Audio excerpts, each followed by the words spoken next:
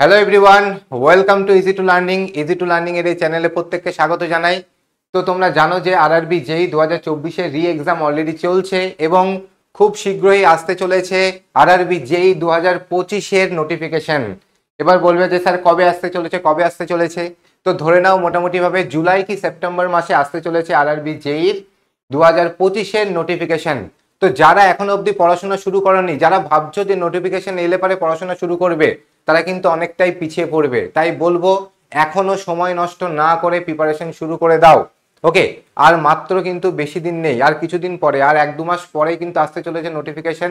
তার ঠিক 4 মাস কি 5 মাসের মাথায় তোমাদের পরীক্ষা হবে। ওকে, তো CBT 1 পরীক্ষায় পাশ করলে তারপরে তোমরা যাবে কিন্তু CBT 2 এর জন্য অ্যাপ্লিকেবল হবে। দেন CBT 2 পরীক্ষাটাই যে নাম্বারটা পাবে সেটাই ডিসাইড করবে তুমি চাকরিটা পাবে কি পাবে না। ওকে, তো আজকের এই ভিডিওতে আমরা আলোচনা করব কি আরআরবি যেই 2025 এক্সাম প্যাটার্ন এবং ডিটেল সিলেবাস। ওকে, তো চলো তাহলে দেরি না করে শুরু করা যাক।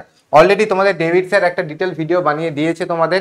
আজকের ভিডিওটাই মেনলি থাকবে কি, সেটা হচ্ছে এক্সাম প্যাটার্ন আর কি বললাম, ডিটেল সিলেবাস ডিসকাশন। ওকে, তো এই যে এক্সাম প্যাটার্ন, দুটো ধাপে পরীক্ষা হবে। একটা হচ্ছে প্রিলিমিনারি, যেটাকে আমরা বলছি CBT 1 এক্সাম।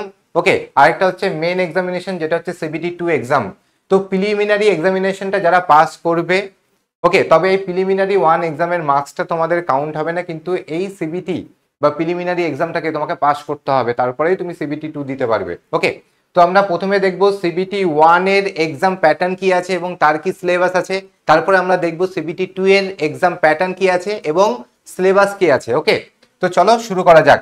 তো প্রথমে আমরা দেখে নেব যে marks distribution of for CBT 1। ওকে, তো CBT 1 এ আমাদের কি কি সাবজেক্ট আছে দেখতে পাচ্ছ। Mathematics, general intelligence and reasoning, general awareness, অর্থাৎ এর মধ্যে পড়ছে সমস্ত জিকে এবং সিএ, কারেন্ট অ্যাফেয়ার্স। ওকে, জেনারেল সায়েন্স। ওকে, এবং মানে এই চারটে নিয়ে হচ্ছে তোমাদের টোটাল 100 নম্বরের CBT 1 এর পরীক্ষা এবং সময় দেবে কতক্ষণ, সময় দেবে হচ্ছে 90 মার্কস। 100 খানা প্রশ্ন দেবে, এক একটা প্রশ্নের মার্কস হচ্ছে 1 করে, ঠিক আছে। 100 খানা প্রশ্ন, 100 মার্কের পরীক্ষা। CBT 1 এ কোনো টেকনিক্যাল পেপার নেই, টেকনিক্যাল পেপার আছে CBT 2 তে। তাহলে চলো এবার আমরা দেখে নিই যে CBT 1 এর এই যে 100 নম্বর, এই 100 নম্বরের টোটাল ডিটেল সিলেবাসটা কি। ওকে, তো চলো শুরু করা যাক। তো এখানে প্রথমেই দেখো দেওয়া আছে ম্যাথামেটিক্স। ম্যাথামেটিক্সের ডিটেল সিলেবাস যেরকম number system, BODMAS rule, decimal, fraction, LCM, HCF, ratio, proportion, percentage, mensuration, time and work, time and distance, simple and compound interest, profit and loss, algebra, geometry, trigonometry, elementary statistics, square root, age calculation, calendar and clock, pipes and system. তবে এখানে আমি একটা কথা বলে দিই, তোমরা যারা class 9-10-এ এই চ্যাপ্টারগুলো সবই পড়েছো, কিন্তু সেই অ্যাপ্রোচে করলে কিন্তু এক্সাম ক্লিয়ার হবে না। কারণ কি, এক্সামের জন্য এক্সামটায় টাইম পাবে তুমি 100 নম্বরের জন্য টাইম পাবে 90 মিনিটস। এই 90 মিনিটসের মধ্যে যদি আমাকে ভালো নাম্বার তুলতে হয়, তার জন্য কিন্তু প্রচুর পরিমাণে শর্ট ট্রিক্স জানতে হয়। ওকে, এবং কোন ধরনের প্রশ্নগুলো দেয় সেই জায়গা থেকেও বা সেই প্যাটার্ন থেকেও তোমাকে বুঝতে হয়। এর জন্য থাকছে আমাদের তরফ থেকে সৈকত স্যার, যিনি করাবেন হচ্ছে ম্যাথামেটিক্স। তোমাদেরকে একদম ডিটেল এবং কনসেপ্টও থাকবে, ট্রিক্সও থাকবে, যাতে একটা প্রশ্ন যাতে মিস না যায়। ওকে, এরপরে আমরা দেখবো হচ্ছে রিজনিং এর সিলেবাস। রিজনিং এ কি কি থাকছে? রিজনিং এ থাকছে analogy, alphabetical and numeric number system, coding decoding, mathematical operation, relationship, okay, syllogism, jumbling, Venn diagram, data interpretation, okay, and sufficiency, conclusion and decision making, okay, similarities and differences, analytical reasoning, classification, direction, statement and arguments and assumption. Okay, দেখো এখানেও আমি একটা কথা বলি, এই math আর reasoning এর তুমি মার্কেটে প্রচুর টাইপের কন্টেন্ট পাবে। ওকে, কিন্তু আমার এটা দৃঢ় বিশ্বাস, তুমি এক্স্যাক্টলি আরআরবি যেইর জন্য যতটুকু পড়তে হবে আর কিভাবে পড়তে হবে আর কোন শর্ট ট্রিকগুলো জানতে হবে, এটা কিন্তু খুব কম জায়গাতেই তুমি পাবে। তো সেই জায়গাটাকে এনশিওর করছি আমরা।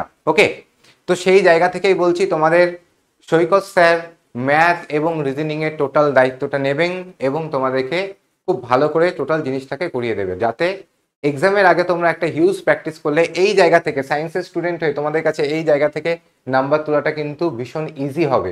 ওকে, চলো নেক্সট আমরা দেখবো হচ্ছে জেনারেল অ্যাওয়ারনেস। এই জেনারেল অ্যাওয়ারনেসের মধ্যে কি কি আছে? দেখো, কারেন্ট অ্যাফেয়ার্স দেওয়া আছে। কারেন্ট অ্যাফেয়ার্স বলতে কি গাদা করছির এক গাদা কারেন্ট অ্যাফেয়ার্স আমি পড়ে নেবো, আমাকে গাদা গাদা নোট দিয়ে দেবে, আমি নোট পড়ে নেবো? একদমই নয়। এখানে আমাদেরকে সিলেক্টিভ কারেন্ট অ্যাফেয়ার্স পড়তে হবে। ওকে, সিলেক্টিভ কারেন্ট অ্যাফেয়ার্স বলতে যেরকম হচ্ছে স্পোর্টস রিলেটেড কারেন্ট অ্যাফেয়ার্স খুব বেশি দেয়, এটা একটা খুব সিলেক্টিভ এরিয়া হয়ে গেল স্পোর্টস। ওকে, এছাড়া কি হতে পারে? এছাড়া বিভিন্ন ফেস্টিভ্যাল, ওকে, মেজর ফেস্টিভ্যাল, যেরকম এই যে কুম্ভ মেলা হলো, এই কুম্ভ মেলা থেকে তোমাকে প্রশ্ন দেবে।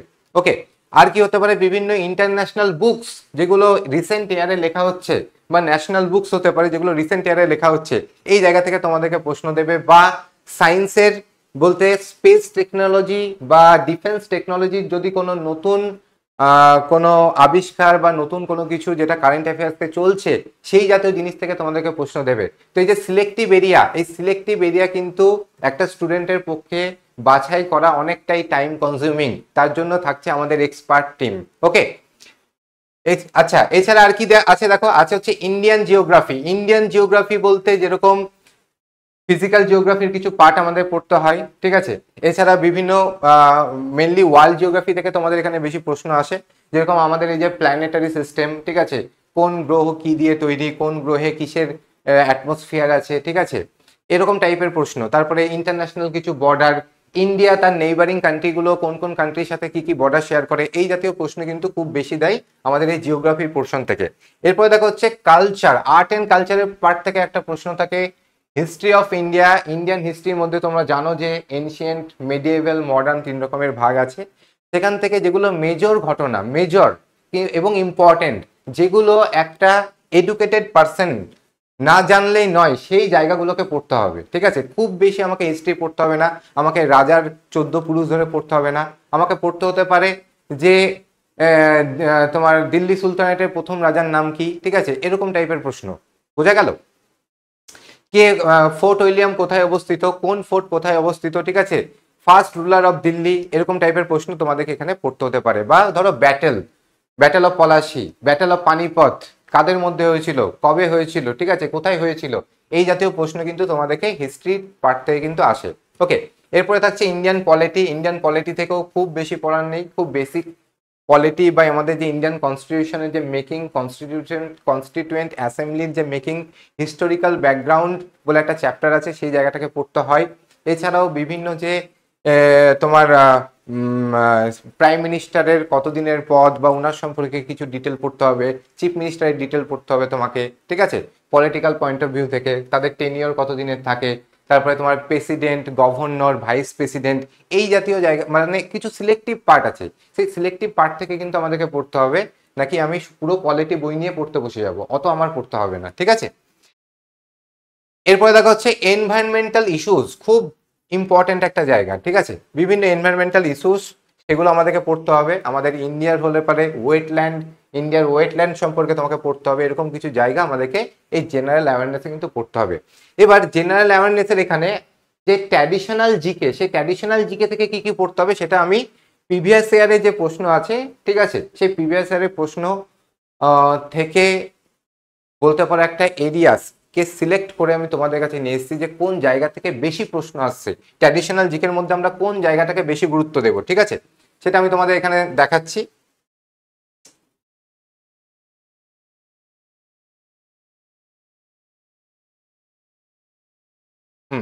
দেখো কি কি পড়তে হবে ট্র্যাডিশনাল জায়গা থেকে, যেটা আমার, দেখো এই যে জিকের পার্টটা জেনারেল অ্যাওয়ারনেস, এটা সিবিটি 1-এ আছে, সিবিটি 2-তেও আছে। এখন আমরা সিবিটি 2 যাইনি, সিবিটি 2-তেও কিন্তু এই জেনারেল অ্যাওয়ারনেস তোমাকে পড়তে হবে। তো আমরা যখন সিবিটি 1-এই পড়বো তখনই একবারে সিবিটি 2 এর জন্য জেনারেল অ্যাওয়ারনেস পড়ে নেবো, আলাদা করে আর সিবিটি 2-তে গিয়ে আমি জেনারেল অ্যাওয়ারনেস পড়বো না, ঠিক আছে। আমাদের কোর্সটা ঠিক এরকম ভাবে ডিজাইন করা হচ্ছে, বোঝা গেল?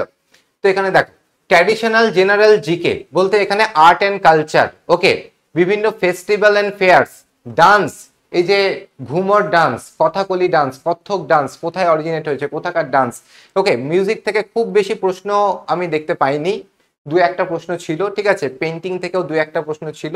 বুকস অ্যান্ড অথর ইম্পর্টেন্ট জায়গা, বুকস অ্যান্ড অথরের মধ্যে দেখো ন্যাশনাল বুকস, ইন্টারন্যাশনাল বুকস পড়ছে, এগুলো সি এর পার্ট, এগুলো কারেন্ট অ্যাফেয়ার্স থেকে প্রশ্ন দিচ্ছে, ঠিক আছে। ডেজ অ্যান্ড দিবস, দেখো ডেজ অ্যান্ড দিবসের মধ্যে বিভিন্ন এনভায়রনমেন্ট রিলেটেড যে ডেজ গুলো আছে, আর্থ রিলেটেড ডে বা এনভায়রনমেন্ট রিলেটেড বলতে পারো, বা ধরো স্বরাজ ডে, হিস্ট্রিতে যেরকম আমরা পড়ি স্বরাজ ডে, ওকে, বা কোনো স্পোর্টস রিলেটেড ডে হতে পারে, কোনো সায়েন্স রিলেটেড ডে হতে পারে, এই জায়গাগুলোকে আমাকে বেশি বেশি বেশি গুরুত্ব দিতে হবে, বোঝা গেল। এরপর আসছে অ্যাওয়ার্ডস, অ্যাওয়ার্ডসের জায়গাটাও ভেরি ভেরি ইম্পর্টেন্ট দেবো আমি, ঠিক আছে। Major international organization and headquarter, okay, এটাও আমরা পার্টিকুলার কিছু স্পেসিফিক ইন্টারন্যাশনাল অর্গানাইজেশনগুলো সম্পর্কে পড়বো, যেগুলো আমাদের নিউজে থাকে, ঠিক আছে, বা যেগুলো খুব মেজর বা খুব বেশি ইম্পর্টেন্ট সেই জায়গাগুলো থেকে, ওকে। স্পেস প্রোগ্রাম, এটাও কারেন্ট অ্যাফেয়ার্সের পার্ট পড়ছে এবং স্ট্যাটিক দুটো থেকেই প্রশ্ন দেয়, ঠিক আছে। স্পেস প্রোগ্রাম বলতে আমাদেরকে এখানে রকেট সায়েন্স পড়তে হবে না, বাট কিছু জিনিস মানে জিকে টাইপের জিনিস পড়তে হবে, ঠিক আছে। তারপরে দেখো হচ্ছে ডিফেন্স সিস্টেম, ডিফেন্স সিস্টেমের মধ্যে যেরকম হচ্ছে air two air missile, okay, land to air missile, ঠিক আছে, এরকম টাইপের বিভিন্ন মিসাইলের নাম, বা রিসেন্ট কি মিসাইলের ডেভেলপমেন্ট হয়েছে, ইন্ডিয়া রাশিয়ার সাথে কোনো ডিল করেছে না কোনো বাইরের কান্ট্রির সাথে ডিল করেছে মিসাইল রিলেটেড বা কোনো স্পেস রিলেটেড, ওকে। এলন মাস্কের যে স্পেসের কোম্পানি, ঠিক আছে, স্পেস এক্স কোম্পানি, সেটা কার, এরকম টাইপেরও প্রশ্ন কিন্তু দিচ্ছে, ঠিক আছে। সে কোন নতুন কোনো যদি ভেহিকেল লঞ্চ করেছে, ঠিক আছে, রিসেন্ট কারেন্ট টপিকে পড়েছো, তাহলে সেখান থেকে কিন্তু প্রশ্ন দিচ্ছে, ওকে। এরপর দেখা হচ্ছে মেজর ইনস্টিটিউশন অ্যান্ড অর্গানাইজেশন, এটা অলরেডি এর মধ্যেই পড়ে যাচ্ছে। এখানে যেটা মেজর ইনস্টিটিউশন অ্যান্ড অর্গানাইজেশনের কথা বলা হচ্ছে, সেটা ইন্ডিয়ার কথা বলা হচ্ছে, আমাদের দেশের, ঠিক আছে। এরপর দেখা হচ্ছে মেজর সিটিজ, মেজর পার্সোনালিটিস, এটা অতটা ইম্পর্টেন্ট না। ফার্স্ট ইন দ্য ওয়ার্ল্ড এবং ইন্ডিয়া, ইন্ডিয়াতে প্রথম কি, ওকে, যেরকম হচ্ছে ফার্স্ট ফার্স্ট গভর্নর জেনারেল, যেরকম আমরা পড়ে থাকি, ঠিক আছে, হিস্ট্রিতে, ফার্স্ট ভাইস রয়, এরকম টাইপের, ফার্স্ট প্রাইম মিনিস্টার, ওকে, first female prime minister, first female chief minister, ওকে, ফার্স্ট মেল জাজ, ফার্স্ট ফিমেল জাজ, first chief justice, first vice president, ঠিক আছে, এরকম কিছু এরিয়া আমাদেরকে কিন্তু এখানে পড়তে হবে, বোঝা গেছে। চলো এরপরে আছি আমরা হচ্ছে জেনারেল সায়েন্স। জেনারেল সায়েন্সের আমাদের কি কি টপিক পড়তে হবে, জেনারেল সায়েন্সের তিনটে পার্ট থাকছে, physics, chemistry, biology. Physics, chemistry, biology, এই ফিজিক্স, কেমিস্ট্রি, বায়োলজি আমাদের কতটা পড়তে হবে, এক্স্যাক্টলি ক্লাস 10 স্ট্যান্ডার্ড, ওকে, ক্লাস 9 10, অ্যাকচুয়ালি ক্লাস 8 9 10 যে সায়েন্স আছে, general science, physics, chemistry, biology, যেটা তোমাদেরকে আমি পড়াবো, ঠিক আছে, নিশ্চিন্তে থাকো। একদম বাছাই করা যে জায়গা বা একদম সিলেক্টিভ এরিয়া যেখান থেকে প্রশ্ন আসে, ঠিক সেই জায়গাগুলো থেকে আমরা পড়বো।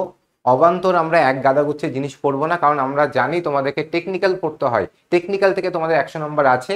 কারণ যখন তুমি সিবিটি 1-এর প্রিপারেশন নিচ্ছ, আমরা জানি যে সিবিটি 1-এ শুধু নন টেকনিক্যালে আছে, বাট তাও আমাদেরকে টেকনিক্যালটা পড়াশোনার মধ্যে রাখতে হবে, ঠিক আছে, কারণ মেন্সের সময় কিন্তু খুব বেশি টাইম আমরা পাবো না, তাই তার প্রিপারেশন আমাদেরকে আগে থেকেই নিতে হবে, এবং আমাদের কোর্সে সেটাই করা হবে। আমরা আগে থেকেই মানে এমনভাবে ডিজাইন করেছি যে তোমরা টেকনিক্যালের ওই ক্লাসটা আগে থেকেই পাবে, ঠিক আছে। চলো নেক্সট হচ্ছে সিবিটি 2 মার্কস ডিস্ট্রিবিউশন, ওকে। এবার সিবিটি 2 এ দেখো কোথা থেকে কত নম্বর আসে। তো প্রথমেই দেখতে পাচ্ছ জেনারেল অ্যাওয়ারনেস থেকে আসছে কত, 15, ওকে। ফিজিক্স, কেমিস্ট্রি থেকে আসছে কত, 15, okay. Basic of computer and application, computer and application একটা সাবজেক্ট যেটা তোমাদেরকে একটা টিচার পড়াবেন আমাদের এখানে, সেটা দেখো 10 নম্বর আসছে সেখান থেকে, ঠিক আছে। এনভায়রনমেন্ট থেকে অ্যান্ড পলিউশন কন্ট্রোল থেকে আসছে কত, সেটা হচ্ছে দেখো 10 নম্বর আসছে। আর পুরোপুরি টেকনিক্যাল সাবজেক্ট থেকে, যার ইলেকট্রিক্যাল আছে তার ইলেকট্রিক্যাল, যার মেকানিক্যাল আছে তার মেকানিক্যাল, টেকনিক্যাল থেকে আসছে কত নম্বর, টোটাল দেখতে পাচ্ছ 100 নম্বর দিয়ে টোটাল হচ্ছে 150 নম্বর। এই 150 নম্বর পরীক্ষার জন্য টাইম কতক্ষণ দিচ্ছে, 120 মিনিট। তার মানে এখানেও টাইমটা ম্যাটার করে, তার মানে তোমাদেরকে পড়াশোনা করতে হবে খুব বেশি করে। এর মানে বলতে চাইছি হিউজ প্র্যাকটিস করতে হবে, প্র্যাকটিস, ওকে। যত প্র্যাকটিস করবে তত দ্রুত কোয়েশ্চেন করতে পারবে, না হলে পরীক্ষার হলে গিয়ে দেখবে যে তোমার সবই জানা ছিল বা অনেকগুলো জিনিস ছিল জানা, কিন্তু টাইমের অভাবে তুমি সেটাকে চেষ্টাই করতে পারোনি, ওকে। তাই practice makes a man perfect, এটা মাথায় রাখো। তাই প্র্যাকটিস করো প্রচুর পরিমাণে পড়াশোনা করো, যাতে টাইমের মধ্যে যতগুলো কোয়েশ্চেন তুমি আনসার করতে পারবে সেগুলো করতে পারো, নাহলে কিন্তু ভীষণ আফসোস হবে পরীক্ষার হল থেকে বেরিয়ে, ওকে। চলো তো এরও আমরা ডিটেল সিলেবাস দেখে নেবো। দেখো এই জেনারেল অ্যাওয়ারনেসের আর এই ফিজিক্স কেমিস্ট্রির সিলেবাস আমরা অলরেডি কিন্তু জানি। ওকে, জেনারেল অ্যাওয়ারনেস আর ফিজিক্স কেমিস্ট্রি সিলেবাস যেটা আমরা সিবিটি 1 এর জন্য করছি সেটাই আমরা পড়বো। ওকে, এবার আছে এখানে এক্সট্রা অ্যাড হচ্ছে কি এনভায়রনমেন্টেরও তোমাদেরকে ক্লাস প্রোভাইড করা হবে। তোমরা অলরেডি ইঞ্জিনিয়ারিং পড়ার সময় এনভায়রনমেন্ট পড়েছো, তাই তো? যারা জিলেট পড়েছো বা ইঞ্জিনিয়ারিং পড়েছো যাই হোক না কেন তারা কিন্তু পড়েছো, তাই তো? এছাড়া দেখো থাকছে টেকনিক্যাল এবিলিটিস। এই টেকনিক্যালে আমাদের এখানে মেনলি যে সাবজেক্টটা পড়ানো হবে সেটা হচ্ছে ইলেকট্রিক্যাল ছাড়াও মেকানিক্যালও হতে পারে, সেটারও একটা প্ল্যানিং চলছে। তো ইলেকট্রিক্যাল পড়াবেন, তোমরা জানো তোমাদের one and only favourite sir David sir তোমাদেরকে ইলেকট্রিক্যাল পুরো এই 100 নম্বর পড়াবেন, এবং ওনার হাতে যখন আছে তখন চিন্তার কিছু নেই। ঠিক আছে, আমি এটুকু বলবো, ওনার হাতে যখন এই 100 নম্বর আছে তখন আর চিন্তার কিছু নেই। তো চলো একবার আমরা টেকনিক্যালের সিলেবাসটা দেখে নিই। টেকনিক্যালের সিলেবাস নিয়ে যদিও তোমাদের ডেভিড স্যার আলোচনা করবে, ঠিক আছে, তাও আমরা একবার দেখে নেব। আচ্ছা, এই জেনারেল অ্যাওয়ারনেসের কথা তো বলে দিয়েছি, ফিজিক্স কেমিস্ট্রির কথা বলে দিয়েছি। দেখো বেসিক কম্পিউটার অ্যান্ড অ্যাপ্লিকেশনের থেকে কোন কোন টপিকগুলো পড়তে হবে দেখো এখানে দেওয়া আছে। Architecture of computer basic part এগুলো, ইনপুট আউটপুট ডিভাইস কি কি আছে, স্টোরেজ ডিভাইস কি কি আছে, নেটওয়ার্কিং সম্পর্কে পড়তে হবে, এগুলো ক্লাস 8-9 এর চ্যাপ্টার। ওকে, অপারেটিং সিস্টেম, ওকে, যেরকম উইন্ডোজ, তাই তো, লিনাক্স, এই জিনিসগুলো সম্পর্কে পড়তে হবে, এমএস অফিস পড়তে হবে, তাই তো, various data representation, internet and email, websites and web browser, আর কম্পিউটার ভাইরাস। এইগুলো হচ্ছে মেন টপিক। ওকে, এই টপিকগুলো সম্পর্কে তোমাকে একদম বেসিক জিনিসগুলো পড়ে যেতে হবে, তাহলে মোটামুটি 10-এর মধ্যে তুমি 8 নম্বর তো কমন পাবেই। ঠিক আছে, এরপরে দেখতে পাচ্ছ হচ্ছে basic of environment and pollution control. এখানে আমাদের কি কি পড়তে হবে? বেসিক অফ এনভায়রনমেন্ট পড়তে হবে, অ্যাডভার্স এফেক্ট অফ এনভায়রনমেন্টাল পলিউশনে কি কি এফেক্ট আছে এবং পলিউশনকে কন্ট্রোল করার কি কি স্ট্র্যাটেজিস হয়। 3 রকমের pollution, air pollution, water pollution, air water noise, okay, soil পলিউশনও হওয়া উচিত বাট এখানে নেই, their effect and control, waste management ভীষণ ইম্পর্টেন্ট পার্ট, গ্লোবাল ওয়ার্মিং এগুলো ছোটবেলা থেকে পড়ে আসছে, অ্যাসিড রেনের জন্য দায়ী কি এটাও জানো, ওজোন লেয়ারের যে ক্ষয়, ওজোন ডিপ্লিশন, ওকে, এগুলো আমরা কম বেশি পড়ে আসছে এবং আমাদের এই কোর্সের মধ্যেও থাকবে, তোমাদেরকে ডিটেলেই পড়ানো হবে। ঠিক আছে, নেক্সট আমরা দেখবো হচ্ছে ইলেকট্রিক্যালের সিলেবাসটা। ইলেকট্রিক্যালের যে মেন টপিকগুলো সেগুলো এখানে দেখবো, কারণ ডিটেল এর পিডিএফ তোমরা পেয়ে যাবে, এর পিডিএফ তোমরা ওয়েবসাইট থেকেও পেতে পারো। ঠিক আছে, দেখো তো তোমাদের প্রথম এখানে টপিক আছে বেসিক কনসেপ্ট, ইলেকট্রিক্যালের বেসিক কনসেপ্ট, যেখানে দেখো resistance, inductance, capacitance, various factor, এগুলো তোমাদের ডেভিড স্যার তোমরা জানো যে খুব ভালো করে তোমাদেরকে এগুলো সব দেখিয়ে দেন বা পড়িয়েছেন অলরেডি। ঠিক আছে, সার্কিট ল, আমি মেন টপিকগুলো কথা বলছি। সার্কিট ল, যেখানে Kirchhoff law, simple circuit solution using network theorem. ঠিক আছে, magnetic circuit, okay, concept of flux, MMF, okay, reluctant, different kind of magnetic material, okay, এই জিনিসগুলো আমাদেরকে পড়তে হবে। ডায়াম্যাগনেটিক, প্যারাম্যাগনেটিক, সলিনয়েড, স্ট্রেট, আচ্ছা ইলেকট্রোম্যাগনেটিজমের এখানে পার্ট আছে। ঠিক আছে, সার্কুলার স্ট্রেট লাইনের মধ্যে দিয়ে যখন কারেন্ট পাঠাবো, সার্কুলার লুপের মধ্যে দিয়ে কারেন্ট পাঠালে কি হবে, সলিনয়েডাল। ঠিক আছে, solenoid structure, electromagnetic induction, mutual self and mutual induction. ঠিক আছে, এসি ফান্ডামেন্টালস, ওকে, এর মধ্যে প্রচুর টপিক আছে, peak, RMS, average value of alternating waves. ঠিক আছে, প্রচুর টপিক আছে, এখানে আমি আর আলাদা করে বলছি না। ঠিক আছে, sinusoidal waveform, simple series parallel AC circuit consisting of L, R and C, resonance tank circuit, okay, three-phase power, DC and sinusoidal response of LR and RC circuit, okay. তারপরে দেখো হচ্ছে মেজারমেন্ট অ্যান্ড মেজারিং ইনস্ট্রুমেন্ট, খুব very important জায়গা এগুলো তোমাদের সাথে বা এই সিলেবাস নিয়ে এই টেকনিক্যালের পার্ট তোমাদের ক্লাস যখন শুরু হবে তখন স্যার অলরেডি তোমাদের সাথে আলোচনা করবেন ডিটেলে। ওকে, এছাড়া এখানে মেইন টপিক কি আছে, ইলেকট্রিক্যাল মেশিন। ওকে, ইলেকট্রিক্যাল মেশিন দেখো খুব বড় একটা চ্যাপ্টার, দেখে বুঝতে পারছো। ঠিক আছে, কিন্তু খুব ইম্পর্টেন্ট একটা chapter. Synchronous machine, generation, transmission and distribution. Okay, এছাড়া আরো আমাদের 3টে চ্যাপ্টার বা টপিক পড়তে হয়। একটা হচ্ছে estimation and costing, utilisation of electrical energy and basic of electronics, যেটা অলরেডি তোমরা বিভিন্ন তোমাদের টেকনিক্যাল কোর্সের মধ্যে পড়েছো। সেটাকে কম্পিটিটিভ পার্সপেক্টিভ থেকে কিভাবে পড়তে হবে যাতে একটা কম্পিটিটিভ এক্সাম ক্র্যাক হয়, ওকে, আরআরবি যেই এসএসসি যে এই যে পরীক্ষাগুলো, এগুলো এক এক ধরনের কম্পিটিটিভ এক্সাম, এগুলো সেমিস্টার এক্সাম নয়। তো এগুলোর জন্য যে পড়াশোনা সেটাকে কিভাবে করতে হয় তার প্রপার গাইডেন্স তোমাদেরকে প্রোভাইড করবে ইজি টু লার্নিং। ওকে, তো চিন্তার কিছু নেই। যারা অলরেডি পড়াশোনা শুরু করে দিয়েছো, যারা একটা রাইট ওয়েতে আছো, রাইট ট্র্যাকে আছো, তারা তো অবশ্যই নিজের মতো করে পড়াশোনা চালিয়ে যাও। কোনো অসুবিধা, কোনো প্রবলেম হলে অবশ্যই ইজি টু লার্নিং এর সাথে কন্ট্যাক্ট করবে। তোমাদের পাশে আগেও ছিল, এখনো আছে, ভবিষ্যতেও থাকবে। ওকে, তো এটাই বলবো, খুব ভালো করে পড়াশোনা করো। যারা নতুন শুরু করবে তারা আর দেরি করো না, ওকে, যারা চাইছো শর্ট টাইমের মধ্যে নিজেকে পুরোপুরি রেডি করতে, তাদেরকে বলবো যে তোমরা আমাদের গাইডেন্স নিতে পারো। ওকে, আমাদের টিম আগেও এই কোর্স নিয়ে তোমাদেরকে পড়িয়েছে।